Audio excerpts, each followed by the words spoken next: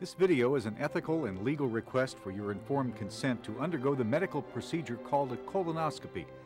Your doctor at GI Associates wants you to understand why this procedure is necessary, how it will be performed, and will also explain potential risks, complications, and benefits associated with this procedure, as well as its reasonable alternatives.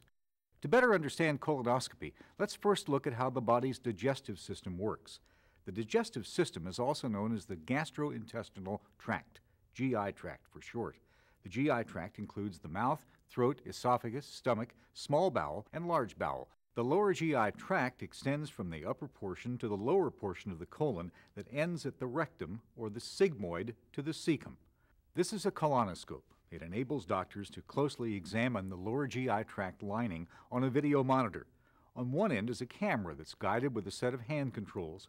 Small openings on the end allow instruments, air, and light to pass through. The scope is inserted into the rectum and guided around the curves of your bowel to the end of the colon, pausing occasionally to inflate certain areas with air for a clearer view.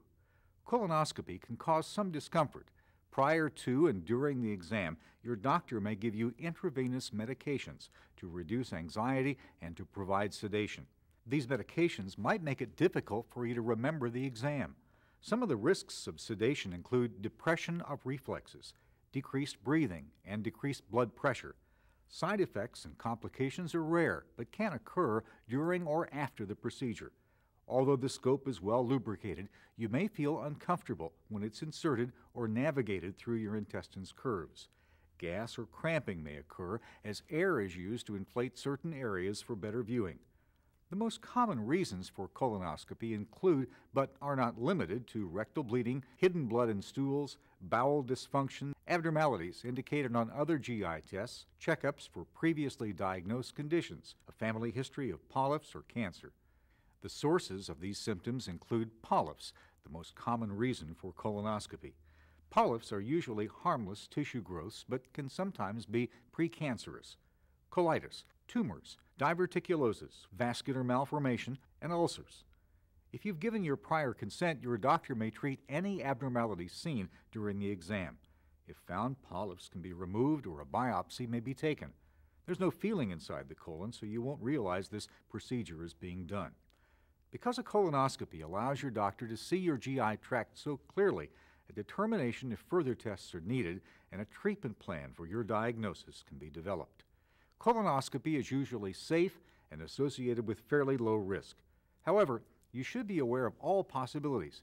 Risks include pain and discomfort, a tear or perforation of the colon or rectal wall. Bleeding can occur from scope trauma, dilation, biopsy, or polyp removal, cardiac or respiratory complications, reaction to medications, infection, irritation, or phlebitis at the IV site, the possibility of missing a lesion or cancer, and other risks specific to your physical and medical condition, as discussed with you by your doctor.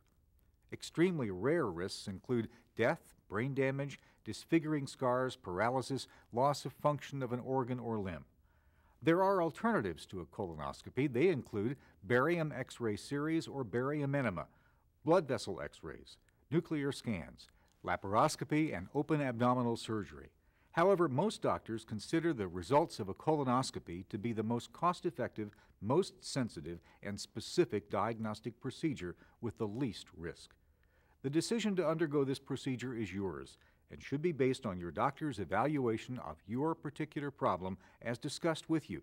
If you decide not to have the procedure, be aware that your doctor may not be able to properly diagnose or treat your condition, which could worsen or possibly spread. This video can be helpful in your right to informed consent of colonoscopy, but should not be considered a substitute for discussion with your doctor.